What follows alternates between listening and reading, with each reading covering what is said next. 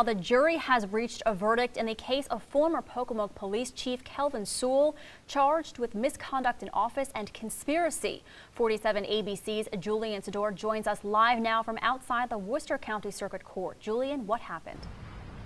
Yeah, Michelle, it took the jury about an hour to deliberate before they came back with the verdict of not guilty for the conspiracy charge, but a guilty charge for the misconduct in office. The judge sentencing Sewell to 3 years, all suspended, but 3 years of supervised probation and a $1,000 fine. It seems in this case, the state was able to prove that on November 21st, 2014, Sewell interfered with the car crash investigation by telling a subordinate officer to file the report as an accident, not a hit and run. The state alleging if Sewell hadn't interfered, that the officer would have in fact filed the report as a hit and run.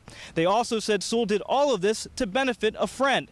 The defense, however, argued that as chief, Sewell had every right to step in and use his best judgment. Now, his second in command, Lieutenant Lionel Green, is also due in court at the end of this month, also for conspiracy charges. The prosecution declined to comment on how the outcome of this case would affect Green's. However, they did say they were happy with this verdict. Now, of course, I'll have much more on this at 10 and 11, but for now, let's send it back to you in the studio. Michelle?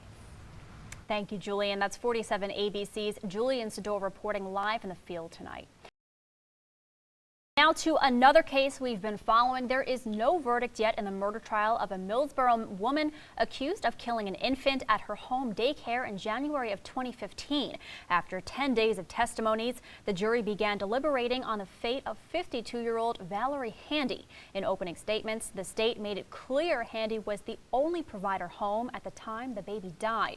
Examiners say lab results found a large amount of a drug in his system. That same drug is an active ingredient in Benadryl. However, food the child ate that day was not collected by investigators.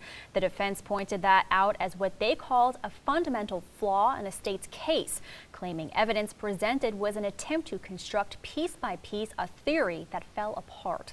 We're told deliberations could last through Monday. A Dover woman accused of having sex with her daughter's 13-year-old boyfriend pleaded guilty today. 46-year-old Elaine Goodman was facing multiple charges, but as a part of a deal with prosecutors, she pleaded guilty this morning to rape in the 4th degree. She was arrested in November after an investigation by Smyrna police. Officials say that they received a report that Goodman was in an inappropriate relationship with the boy. The judge has ordered a pre-sentencing investigation. Goodman's sentencing hearing is scheduled for January. Intimidation, favoritism, and nepotism. Some shocking allegations being made about the Indian River School District. Well, Delaware's State Auditor's Office investigated former Chief Financial Officer Patrick Miller. And this afternoon, there was a press conference to release the details of this report. 47 ABC's Michelle McConaughey is there right now, and we will have the full report tonight at 10 and 11. But here are the basics that we gleaned from this press conference. Miller was placed on administrative leave back in April. The details were kept under wraps until today.